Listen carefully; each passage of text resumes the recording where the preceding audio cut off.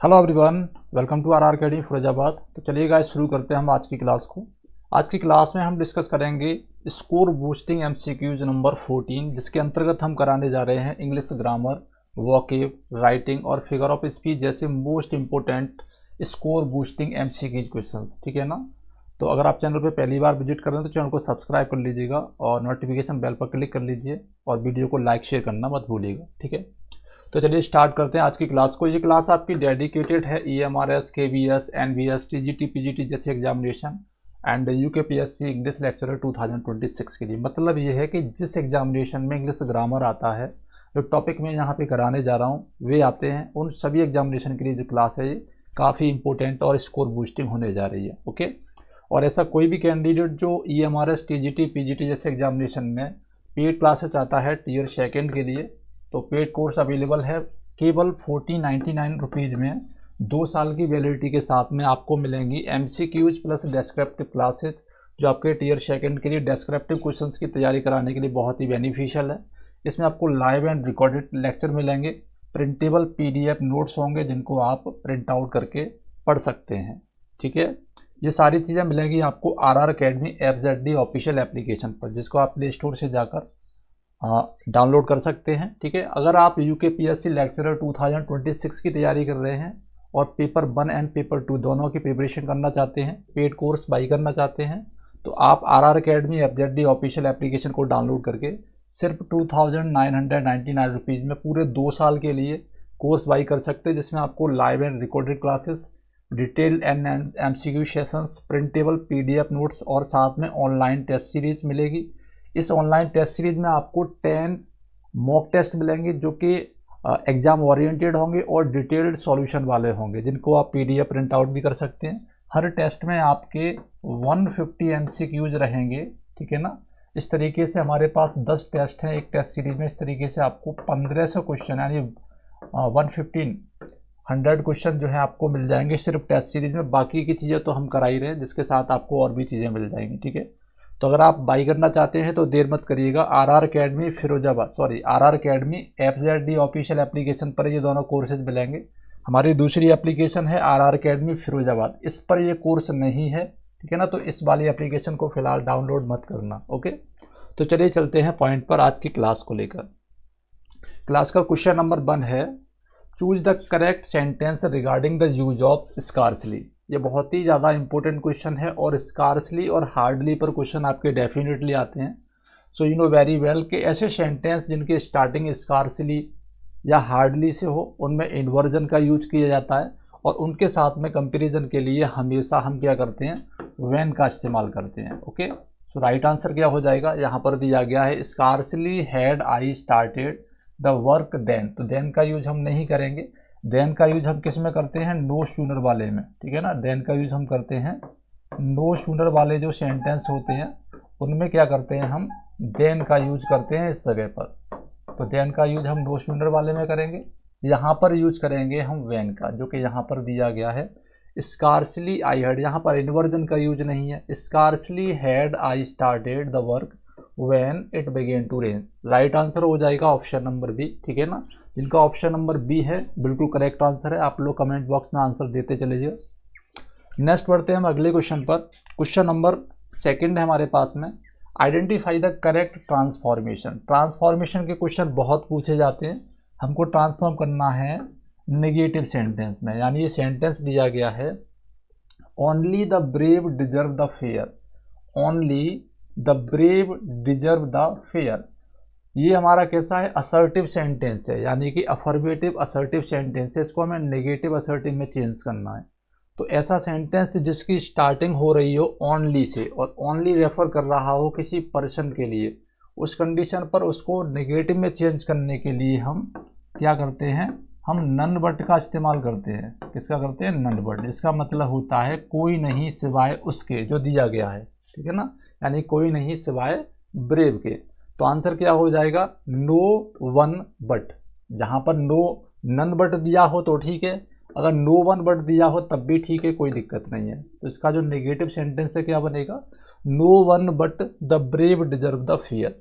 Option number A हमारा correct रहेगा। Next one है चेंज द वॉइस। ये एक्टिव टू पैसिव सेंटेंस हमारे पास में सेंटेंस दिया गया है, one should keep one's promises. ऐसे सेंटेंस जिसमें मॉडल वर्ब आया है, यानी हमारा क्या आया है, जैसे कैन आ जाए, ठीक है ना, मे आ जाए, शैल आ जाए, ठीक, और शुड आ जाए, वुड आ जाए, ऐसे मॉडल वर्ब आ जाएं, उनको हम पैसिव में चेंज करने के लिए क्या करते हैं, बी का इस्तेमाल कर देते हैं उसके साथ में, और वर्ब की थर्ड फॉर्म लगा देते हैं, पैसिव हमारा बन जाता है। तो यहाँ पर क्या है, इसका सब्जेक्ट है एक इंडेफिनिट प्रोनाउन, और मॉडल वर्ब दिया गया है शुड, मेन वर्ब है कीप, और क्या है, वंस प्रॉमिस। ये क्या है हमारा, ये ऑब्जेक्ट है कीप का। तो वंस प्रॉमिसेस हमारा सब्जेक्ट बनेगा, वंस प्रॉमिसेस सब्जेक्ट बन गया, ठीक है। जैसा कि मैंने बताया था, शुड, वुड, कैन, मे, माई, शैल के बाद में बी का इस्तेमाल करते हैं, वर्ब की थर्ड फॉर्म लगा देते हैं। तो शुड लगाया, बी लगाया, और वर्ब की थर्ड फॉर्म लगा दी। इंडेफिनिट प्रोनाउन अगर हमारा सब्जेक्ट बनकर आ रहा है तो पैसिव वॉइस में उसको ओमिट कर देते हैं, उसे दोबारा लगाते नहीं है, ठीक है। तो आंसर हमारा केवल ऑप्शन नंबर ए रहेगा, जिनका ऑप्शन नंबर ए है, बिल्कुल ठीक है। नेक्स्ट वन क्वेश्चन है, fill in the blank. The news, और यहाँ पर है खाली जगह, not as bad as I expected, यानी जैसी मैंने उम्मीद की थी, जैसी मैंने उम्मीद की थी, जैसा मुझे लगता था, वैसी न्यूज़ क्या नहीं है, न्यूज़ नहीं है। तो न्यूज़ क्या है हमारा, अनकाउंटेबल नाउन है। न्यूज़ कैसा है, अनकाउंटेबल नाउन है, और अनकाउंटेबल नाउन के साथ में हमेशा हम सिंगुलर वर्ब लगाते हैं। क्या लगाते हैं, सिंगुलर वर्ब लगाते हैं, सिंगुलर वर्ब लगाते हैं। अनकाउंटेबल नाउन कोई सी भी आ जाए, तो यहाँ पर सिंगुलर वर्ब कौन सी है, इस। आंसर क्या हो जाएगा, ऑप्शन नंबर डी, जिनका ऑप्शन नंबर डी आ रहा है, बिल्कुल करेक्ट है, ठीक है ना। The news is not as bad, news उतनी भी बुरी नहीं है, एज आई एक्सपेक्टेड, जितना मैंने सोचा था, ठीक है। आगे बढ़ते हैं अगले क्वेश्चन पर। नेक्स्ट क्वेश्चन है, choose the correct indirect narration. हमें क्या करना है, इनडायरेक्ट नरेशन फाइंड आउट करना है। सेंटेंस दिया गया है, he said to me don't go there. अब यहाँ पर रिपोर्टेड स्पीच क्या है, इंपेरेटिव सेंटेंस है, और क्या था सेंटेंस है, नेगेटिव इंपेरेटिव सेंटेंस है। तो इंपेरेटिव सेंटेंस होते हैं, उनको क्या करते हैं हम, रिपोर्टिंग वर्ब के बाद में डायरेक्टली टू लगाकर, क्या करके, टू लगाकर एज इट एज, ऐसा कैसा ही उसको ऐड कर देते हैं पूरे के पूरे क्लॉज को, ठीक है। अगर हमारा नेगेटिव है तो क्या करेंगे, नोट लगाएंगे, नोट लगाकर टू लगा देंगे, और एज इट एज, ऐसा कैसा ही उसे हम ऐड कर देंगे। अगर यहाँ पर कोई प्रोनाउन है तो उसमें चेंज कर देते हैं, ठीक है। तो देखिए, सेड टू को चेंज कर देंगे किसमें, टोल्ड में, ठीक है ना। शेयर टू को चेंज कर सकते हैं टोल्ड में, क्योंकि यहाँ पर ऑब्जेक्ट है, तो ऑप्शन नंबर ए हमारा करेक्ट हो जाएगा। He told me not to, as it as हमने लगा दिया गो देयर, पहला सेंटेंस हमारा सही हुआ। अब इसके बाद में हम दूसरा तरीका भी अपना सकते हैं। अगर हम इसमें नॉट टू नहीं लगा रहे हैं तो फॉरवर्ड लगा सकते हैं। फॉरवर्ड का मतलब होता है मना करना। सेंटेंस हमारा पास्ट में है, तो हमने क्या किया, फॉरवर्ड की सेकेंड फॉर्म फॉरवर्ड लगा दी, तो ऑप्शन हमारा बी करेक्ट हो गया। इस तरीके से हमारे पास में option both A and B, यानी कि ऑप्शन डी हमारा करेक्ट रहेगा, जिनका आंसर जा रहा है ऑप्शन नंबर डी, बिल्कुल करेक्ट है, ठीक है ना। तो नॉट टू वाला जो सेंटेंस है, यानी इंडिकेटिव इंपेरेटिव जो है, उसको हम फॉरवर्ड लगाकर भी कर सकते हैं, या not two plus imperative sentence को ऐड करके भी कर सकते हैं।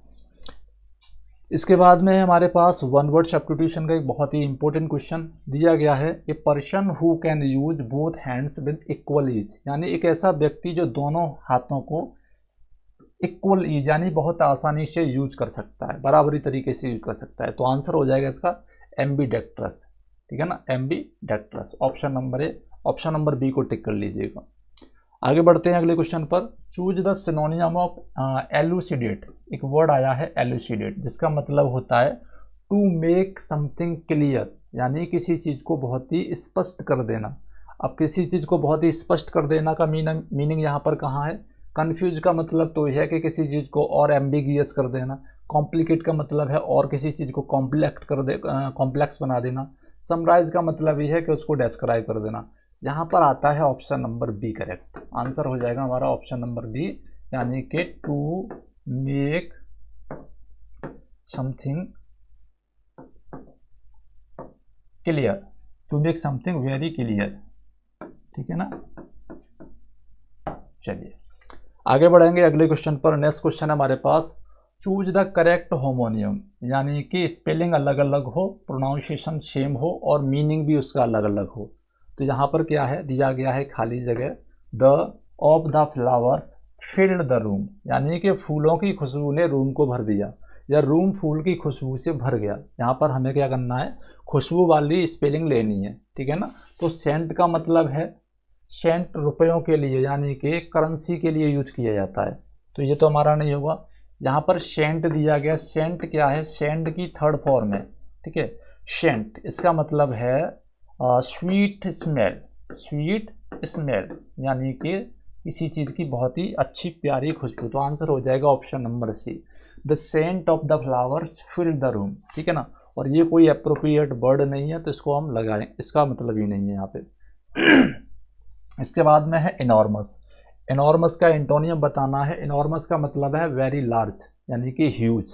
क्या होता है, इसका मतलब है वेरी लार्ज, वेरी लार्ज, इसका मतलब होता है ह्यूज, ठीक है ना, ग्रांट, ये सारे मीनिंग है इसके।